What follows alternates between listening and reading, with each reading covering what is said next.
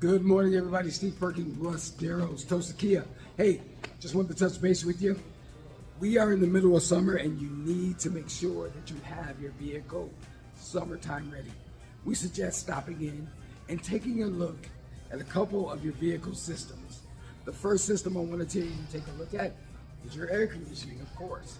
We want to make sure that your air conditioning is blowing at its optimal coolness. So we'll check to make sure that it's doing that. We'll check the temperature, as well as we want you to check your filters.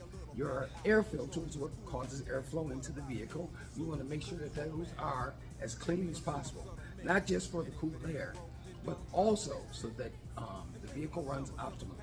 The next system that we're going to want to check is your cooling system. What a lot of people don't realize is your cooling system and your AC and your heating system, they're kind of tied in. So we want to watch and make sure that you're good for summer and that you don't get caught off guard and sweat in your car.